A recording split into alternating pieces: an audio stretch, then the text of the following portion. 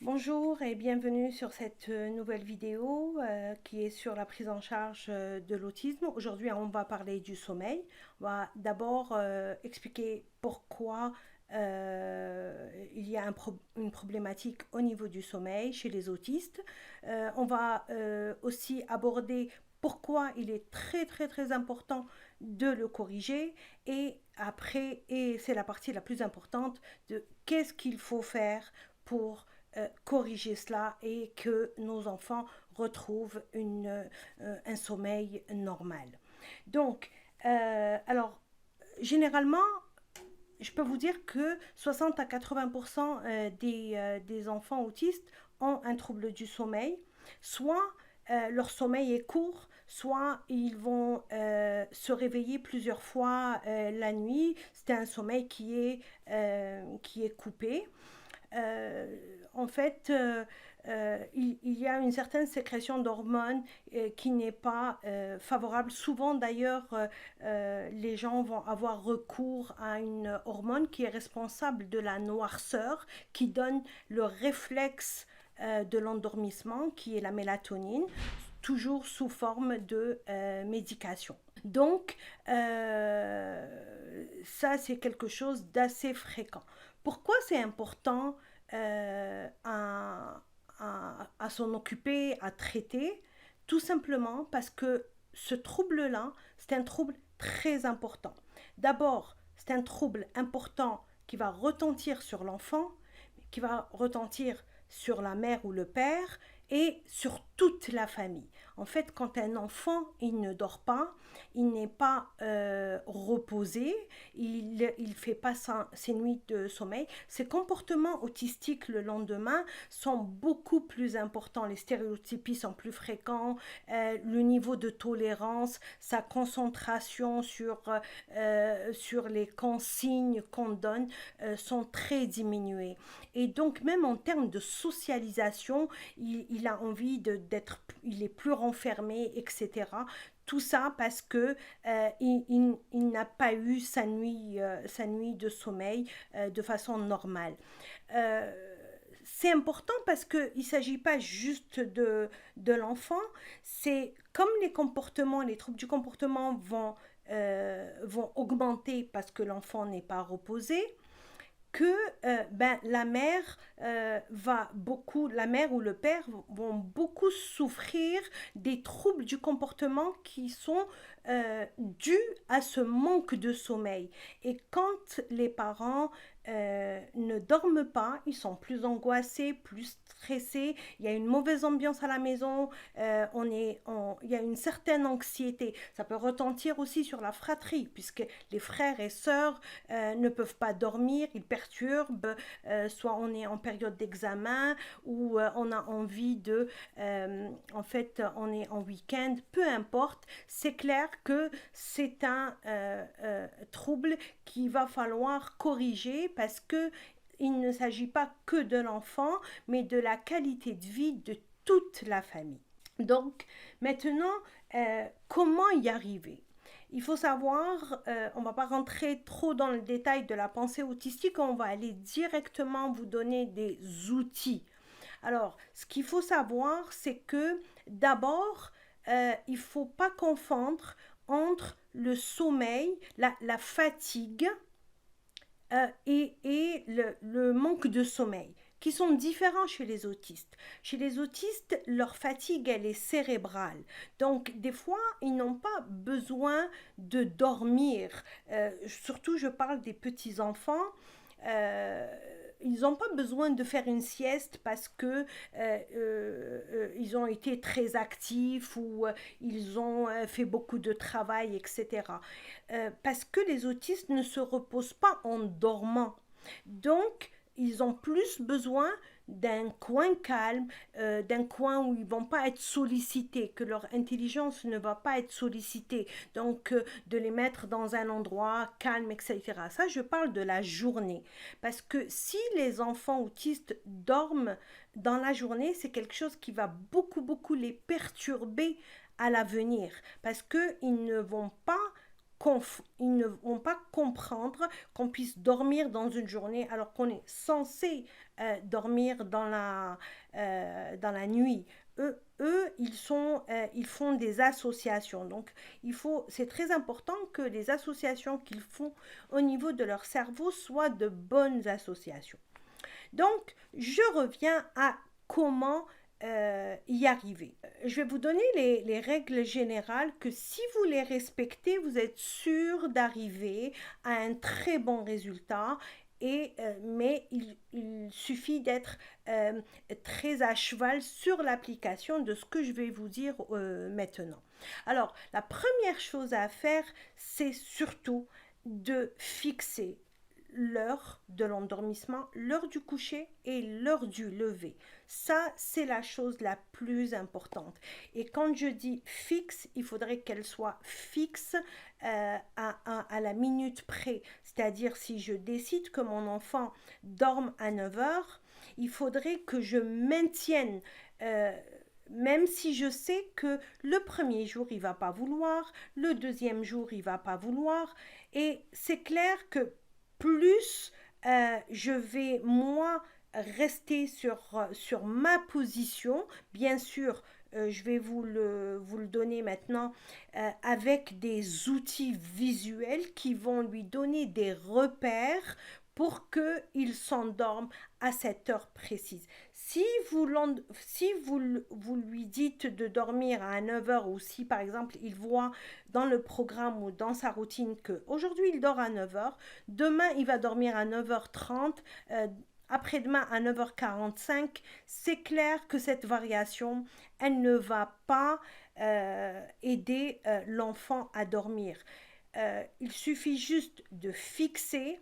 Et d'ailleurs, quand on commence à faire cette routine du dodo le soir, je vous conseille de ne pas la commencer si vous n'êtes pas sûr de la maintenir pendant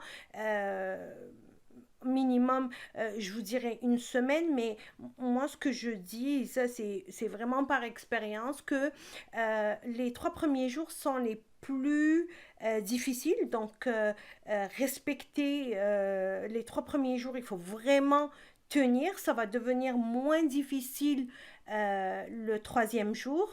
Puis si vous restez au bout de 21 jours, cette routine, elle va être fixe chez l'enfant. Donc, et la même chose pour l'heure du dodo, c'est-à-dire, pardon, s'arranger à ce que l'enfant se réveille à une heure fixe, c'est-à-dire ne pas lui permettre de sortir de son lit avant une heure précise. Il faut aussi que ça soit très raisonnable. Il ne faudrait pas que s'il a l'habitude de dormir à 6 heures et puis vous fixez à 10 heures, par exemple le week-end. Non. Il faut vraiment que ça soit réaliste ce que vous allez fixer. On va voir comment vous allez lui donner des repères visuels pour l'aider à s'endormir. Moi, je vous dirais que une fois qu'on fixe l'heure du dodo et l'heure du lever, c'est la chose la plus importante. Puis en fait, on va habituer notre horloge biologique à s'habituer à ces horaires-là. Vous pouvez même les utiliser pour les gens qui ne sont pas autistes et qui ont des problèmes de sommeil.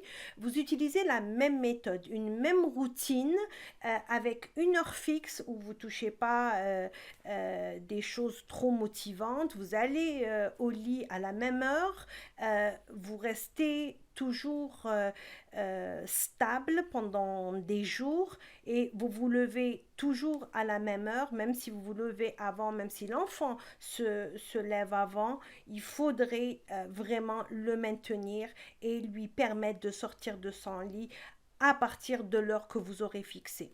C'est clair que ça va être difficile les premières fois et puis moi je dis toujours aux mamans que je coach, c'est il faut patienter les premiers jours parce que de toute façon vous souffrez depuis des années. Donc faites un effort, sachez que c'est la tâche la plus difficile pour vous, mais faites un effort, mais vous allez gagner par la suite. Alors, ce qui est important, c'est de fixer la routine du soir pour améliorer le sommeil. Donc, ce que vous allez faire avant cette heure de dodo va être très important avec l'enfant.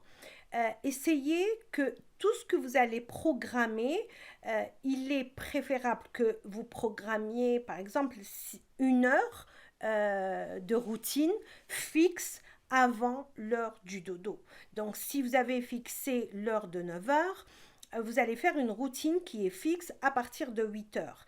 Ça, c'est ce qui est recommandé. Maintenant, si vous ne pouvez pas faire une routine stable une heure, vous pouvez au moins faire une routine stable pendant les 30 minutes avant le dodo, si ce n'est pas réaliste. Le plus important, c'est que cette routine, elle se répète tous les jours de la même manière. C'est la seule condition pour que cette routine elle soit efficace et donne des résultats. Si vous ne la faites pas, si vous faites une variation une seule fois, pendant les 21 jours, ça ne sera pas une routine fixe. C'est votre seule chance, c'est de maintenir et d'écrire cette routine-là. C'est-à-dire, vous allez écrire ce que vous allez faire, par exemple, la demi-heure avant l'heure du dodo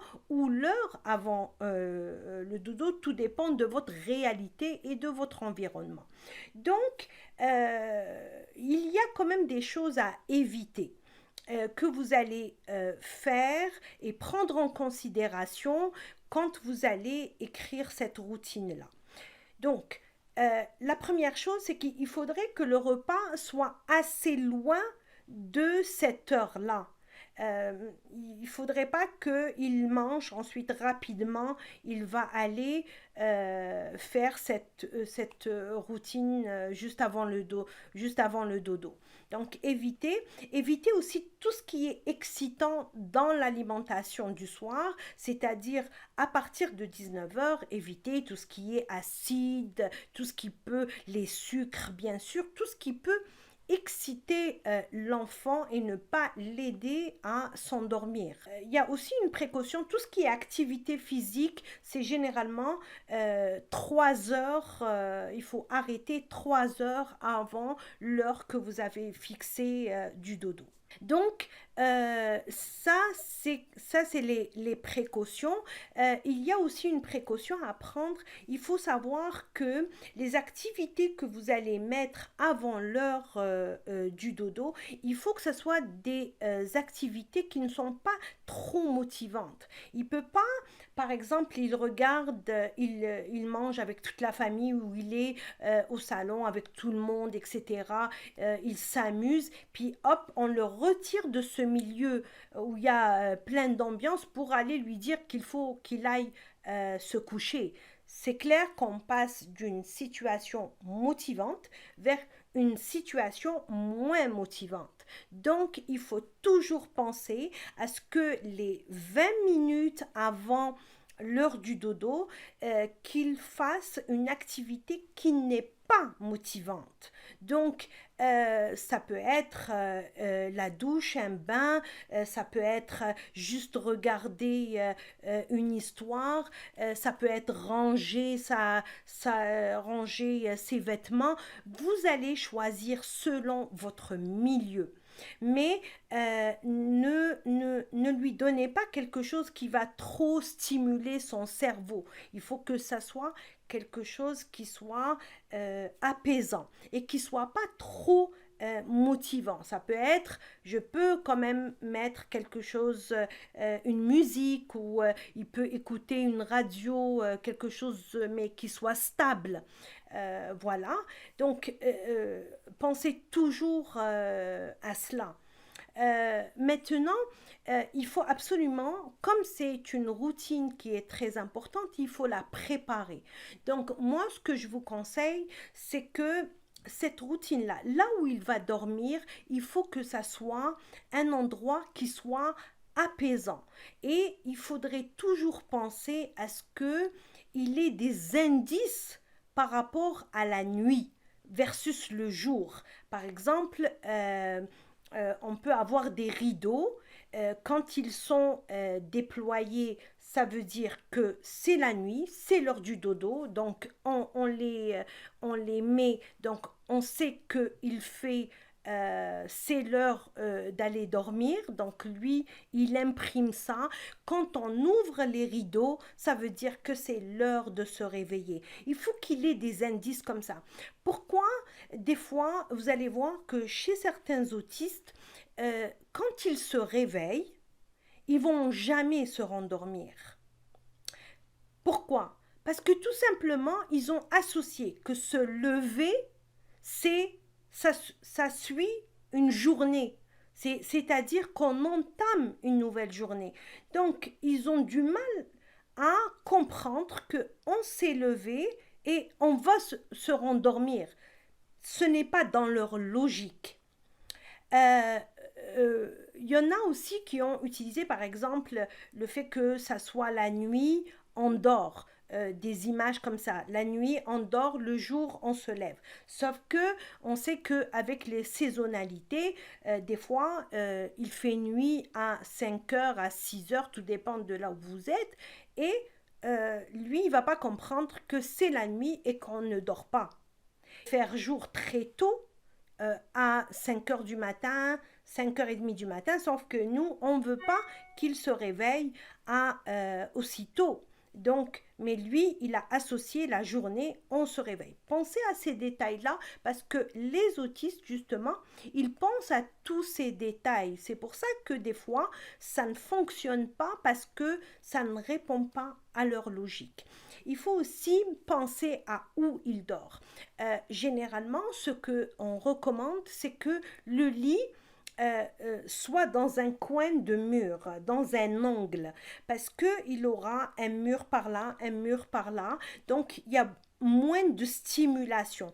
S'il est au milieu de la chambre, c'est clair qu'il n'a pas où se réfugier. S'il a envie de se couper de toutes ces stimulations, il a pas, il peut pas. Alors que s'il a un mur, il peut se retourner. C'est comme nous, des fois, on n'a pas envie de voir parce qu'on a une migraine, on se tourne vers le mur parce que ça nous coupe de toute stimulation. Les enfants autistes ont besoin justement pour se reposer, c'est reposer leurs esprits, reposer leur cerveau, parce que en fait, chez les autistes, la problématique, c'est que les informations rentrent tous dans leur cerveau sans qu'il y ait un filtre. Donc, là où ils vont se coucher, ça peut être dans un coin, même s'il dort avec ses frères et sœurs, il faut quand même qu'il ait son coin d'intimité où il est un petit peu isolé, ou éviter bien sûr les télés dans la chambre. Éviter aussi pour qu'il n'ait pas une confusion entre des activités de travail et un endroit où c'est fait pour se reposer. Donc, ce qui est important, c'est de ne pas, par exemple, lui demander de faire un travail dans sa chambre. Éviter, par exemple, parce qu'il ne va pas comprendre qu'il travaille dans la chambre, il dort dans la chambre. Ça peut être dans un coin de la chambre, c'est bien séparé du coin où il s'endort. Éviter par exemple de lui donner un téléphone sur son lit. Pour lui, c'est une activité et il va aussi l'associer, c'est-à-dire le lit, dormir, mais aussi le lit, il peut aussi faire quelque chose de très stimulant. Il faut vraiment qu'il identifie le lit à quelque chose de moins stimulant, c'est super important. Éviter les néons, les lumières agressives. Euh, euh, S'il s'est habitué à ses draps et ses couvertures, mais si vous devez par exemple changer, etc., contrairement aux non-autistes, les autistes, plus c'est épuré, plus c'est simple, plus c'est des couleurs neutres, mieux ils sont. Surtout dans les endroits où ils doivent dormir. Donc, pensez toujours à ce que quand il dorme, il faudrait pas qu'il voie trop de détails. Il faut aussi pas confondre que des fois, l'enfant, il a besoin de se reposer, comme je vous ai dit au début, mais pas spécialement de dormir. Donc, c'est pas parce que il s'est fatigué que vous allez le faire dormir plus tôt et le faire réveiller plus tard. Non, ça ne fonctionne pas comme ça chez les autistes.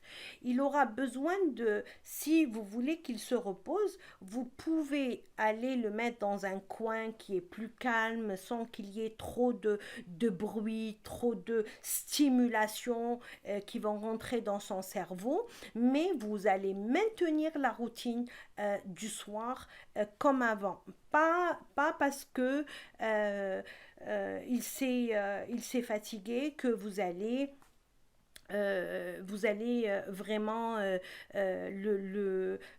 lui augmenter la période de son sommeil. À chaque fois que vous allez modifier cette période-là, vous allez avoir un échec et parce que dans sa tête, il y a des variations. Si je peux varier à 9 heures, je peux me lever, je peux ne pas respecter, etc. Donc, c'est un peu ça les signaux qui vont rentrer dans sa tête et c'est pour ça qu'on ne peut pas corriger. Puis, je peux vous garantir que si vous suivez ces recommandations, ça va fonctionner. D'autant plus que si vous voulez que ça soit stable, parce que c'est vous qui allez faire des variations, c'est pas lui. Lui, si vous êtes stable dans votre routine, lui, il va être stable, je peux vous le garantir. Donc, mais pour que vous souveniez et de la routine avec précision, je vous recommande de l'écrire, puis de lui mettre un visuel. Ça peut être par des phrases écrites pour les autistes avec une très fonctionnelle ou des autistes par exemple qui sont moins fonctionnels, qui ont plus une mémoire très visuelle. Ça peut être par des dessins. Donc, voilà, de 8h à 8h15, je fais telle chose. De 8h15 vers 8h30, je fais telle chose, etc. Jusqu'à l'heure du dodo. Je vous conseille aussi pendant cette routine-là, c'est de suivre le même ordre, toujours, jamais modifier. Si vous n'êtes pas sûr de rester stable dans cette routine, essayez au moins pendant les 20 minutes avant le dodo que ce soit une routine réaliste et qu'elle soit valable en été, en hiver. Mais maintenez ces 20 minutes qui sont réalistes pour que vous n'ayez pas à changer. Surtout les premiers jours quand vous allez commencer à faire cette routine-là. Pourquoi aussi c'est important de l'écrire? Parce que tout simplement, si à supposer que vous n'êtes pas là pendant les 21 premiers jours, quelqu'un d'autre va être là avec lui ou avec elle, il va suivre le même cheminement. Donc, plus vous allez donner des détails, plus vous êtes sûr que la personne qui va vous remplacer pendant ce jour, il va appliquer de la même manière. Donc, j'insiste beaucoup sur le fait de respecter les consignes, écrire la routine avec les détails. C'est pas quelque chose de facile. Essayez de vous préparer pour préparer cette étape de votre vie et où dites-vous bien que vous allez travailler pour avoir une meilleure qualité de vie. Parce que quand votre enfant il va dormir ses 8 heures de sommeil, il va avoir moins de comportement le lendemain, vous allez être reposé, toute votre famille va être reposée et régler la problématique du sommeil est la chose la plus importante dans une famille qui vit avec un enfant qui a un trouble du spectre de l'autisme. Moi, je considère que c'est beaucoup plus important que les crises, c'est beaucoup plus important que l'agressivité. Essayez, si vous avez des questions, n'hésitez pas. Les prochaines vidéos, on va parler de comment instaurer une routine avec beaucoup plus de détails. Donc, continuez à nous suivre et j'espère, je vous souhaite bon courage et j'espère que ça va marcher pour vous. Bonne chance.